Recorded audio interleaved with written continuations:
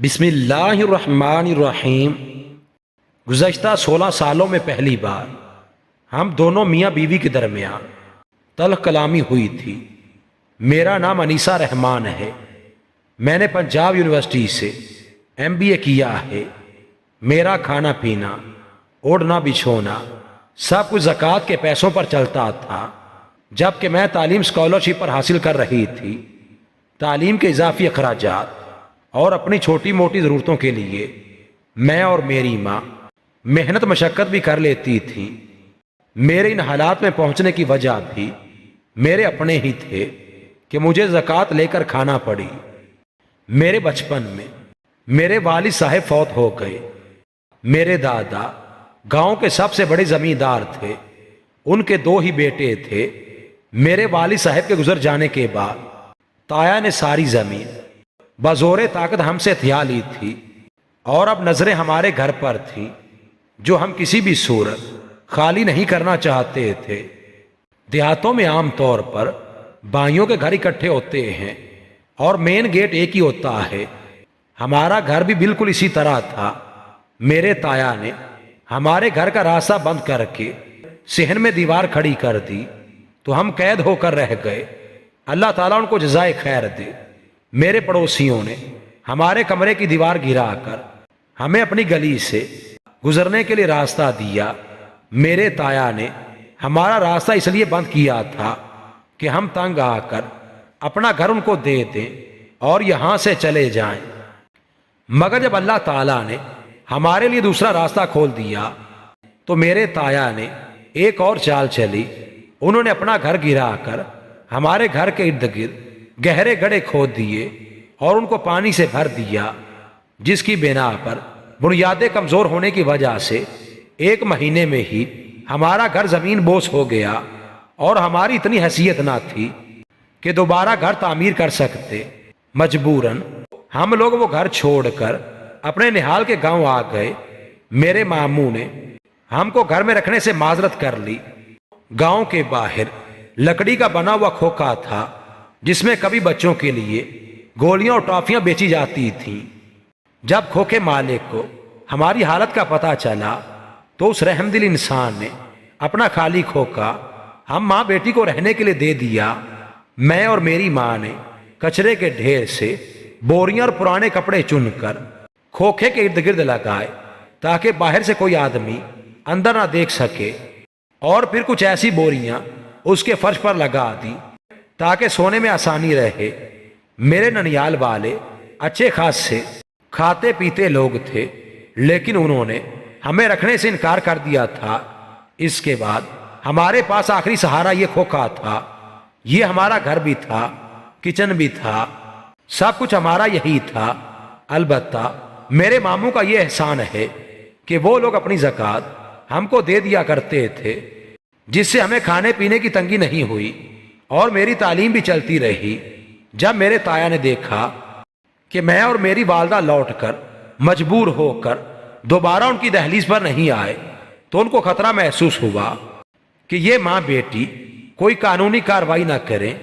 इसलिए मेरे ताया के बेटे ने मुझे और मेरी वालिदा को जान से मारने की कोशिश की और 2-3 बार अपने गुंडों के हमरा मेरी इज्जत पामाल करने की कोशिश भी की। मगर वो कहते हैं, जिसे अल्लाह रखे उसे कौन चखे।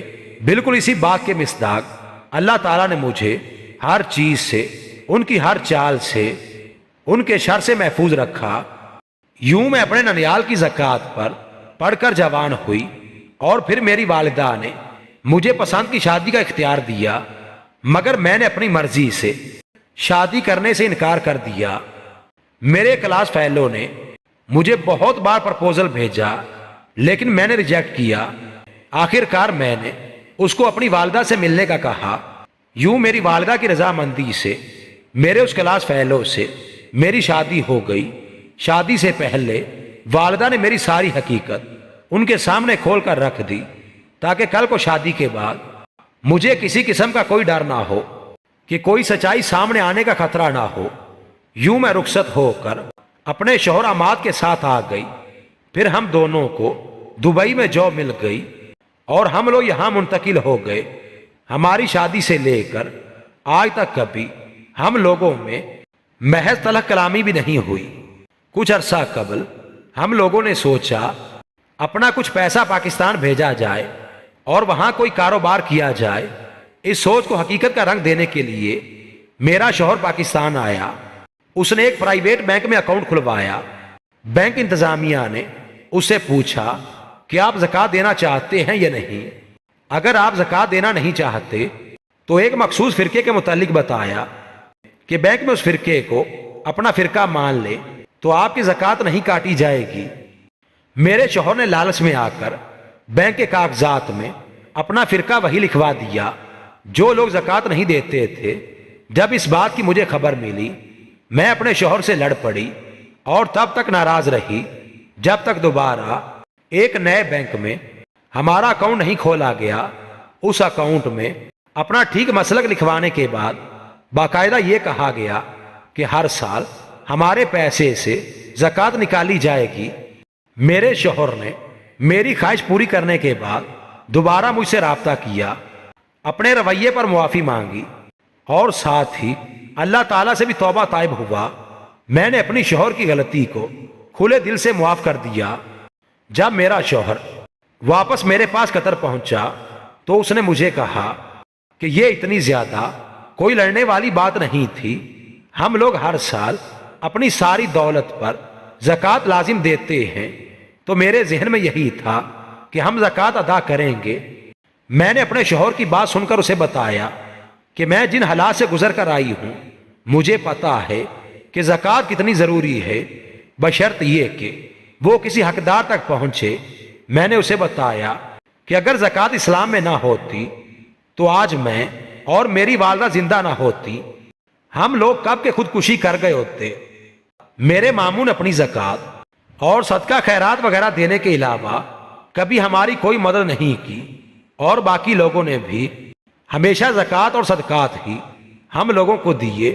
یہی وجہ ہے کہ مجھے اپنا وقت یاد آ گیا تھا اور مجھے لگتا تھا کہ ہم لوگ کسی کو ناحق قتل کر رہے ہیں، اس لیے میں نے فوراً سے دوسرا اکاؤنٹ کھلوانے اور زکوٰۃ لازم ادا کرنے کا کہا۔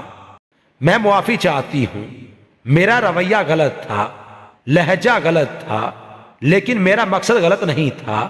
میں آپ کو گناہوں سے اور اللہ تعالیٰ کے عذاب سے بچانا چاہتی تھی۔ میرے شوہر نے میری بات سن کر میری حالت کو سمجھا، مجھے اپنے سینے سے لگایا اور وعدہ کیا کہ جہاں تک ہو سکا میرا پیسہ لوگوں کی زندگیاں بچانے کے لیے صرف ہوگا۔